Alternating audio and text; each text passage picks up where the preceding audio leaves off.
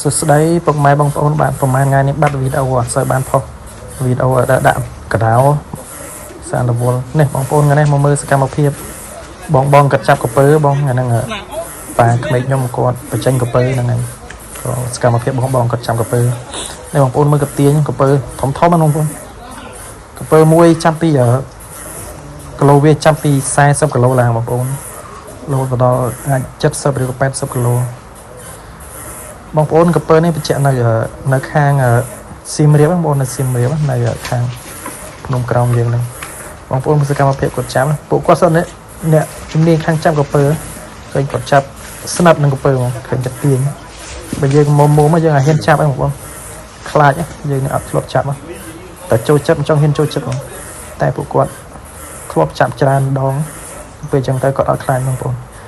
នេះបងប្អូនសិតតែធំកពើនេះអាវៈក្រោយនេះធំចាប់អមពីទូចនេះអូក៏ឃើញចង់ខ្លាចនេះអានេះមួយចូលអានេះចូលប្រហែលជា60 70គីឡូបងមើលទៅសកម្មភាពពួកគាត់ចាប់ស្ដាប់មែនទែនឃើញវារើប៉ុណ្ណឹងហើយពួកគាត់នៅក្បែរកពើអត់ខ្លាចធំកពើនេះនេះទៀតហើយអានេះអាសាធំជាងគេធំនេះបងប្អូនជួយ like ជួយ share ផងបាទឲ្យបេះដូងច្រើនមកឲ្យបាន follower ច្រើនតិច follower តិចដល់កឡើយកពើនេះបងប្អូនបញ្ជាក់ណាគេចាប់នេះគេចាប់ពីរប្រភេទមួយគេចាប់ឆក់ហើយមួយទៀតគេចាប់ប្រើខ្សែបាទចាប់ឆក់ហ្នឹងគេចាប់យកទៅធ្វើសាច់ឬក៏យកស្បែកបងប្អូនតែនេះគេចាប់ប្រើខ្សែនេះគេយកទៅចិញ្ចឹមទៅធ្វើពូជទៀតបងប្អូនបាទដោយសារគេចាំអញ្ចឹង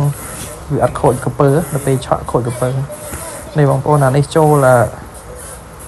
អានេះធំនេះចូល70គីឡូដឹងនេះ60 70ហើយមួយវារើដល់កនេះអ្នកមានជំនាញគេចាប់គេអត់ខ្លាចគេដើរឆ្វែចិនកតុយចិនក្បាលហើយយើងអ្នកអត់ជំនាញបានតែមកឈោមើលគេហ្នឹង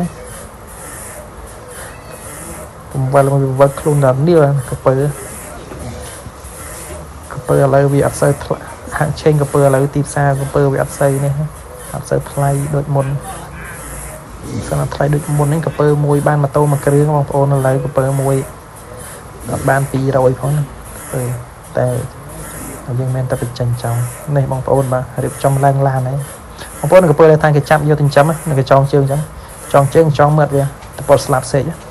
ដើម្បីយើងចងអញ្ចឹងវាអត់ខូចកពើបើយើងឆក់អាហ្នឹងកពើគេយកទៅធ្វើសាច់ឬក៏យកស្បែក